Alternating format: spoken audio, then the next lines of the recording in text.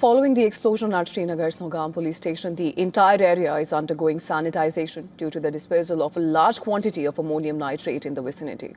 Well, according to sources, the blast occurred while approximately 2,900 kgs of seized explosives, primarily ammonium nitrate, were being sampled by a forensic science laboratory team in the presence of revenue officials and station police personnel.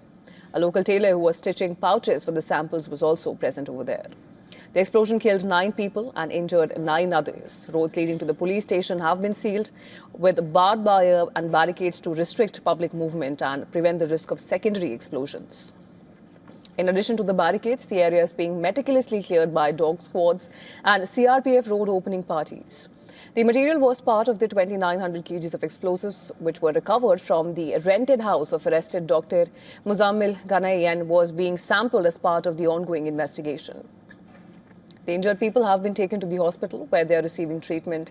Deputy Commissioner of Srinagar, Akshay Habru, met the blast victims in the hospital, and according to sources, the explosion was so powerful that the shockwave was heard up to 5 kilometers away, causing damages to houses, vehicles and other structures within 1 kilometer radius. The area has been cordoned off by the police and entry towards the police station have been stopped. Investigation is underway, but initial police statements indicate that the explosion was accidental. And for more details, our special senior correspondent Idris Lone now joins us from Nogam. Idris, what can you tell us?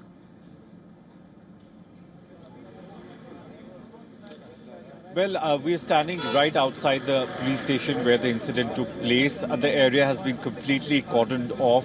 The security presence here has been increased. We are seeing a lot of traffic cranes that have been taken in basically to remove the vehicles which were damaged in the blast as well. 9 people have been confirmed dead in the incident, which has been confirmed by Jammu and Kashmir police, while as 29 people are injured. Among them, 7 are said to be critical.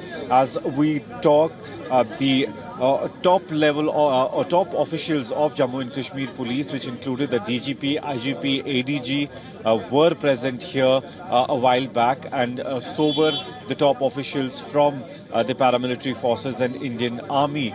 The whole area has been completely cordoned off because there could be some explosive still lying at the site where the blast had taken place. That's why security forces don't want to take any risk. The debris is being cleared at the moment, and that's why every nook and corner, every lane that goes towards the police station has been closed down. The people who live here, especially people who live close to the police station, their houses have been damaged as well because the intensity of the blast was very, very intense. I live personally around 5 kilometers away from here, and I could hear the bang at my house as well, while as the window panes, the windows of all these houses which are adjacent to the police station were completely broken.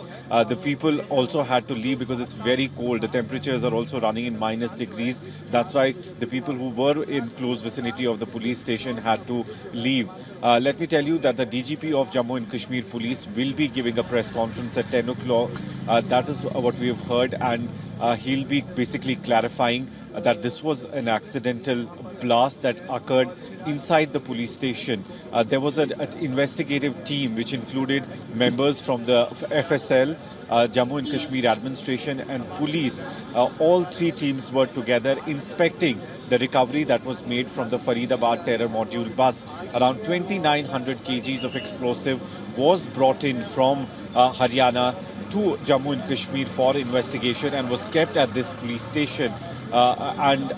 Yesterday night there was an inspection that was held, and during that inspection we are told that the blast occurred, which resulted in the death of 9 people and 29 others injured. Thank you so much, Idris, for getting us all those details. That was our special senior correspondent Idris Lone joining us from Srinagar.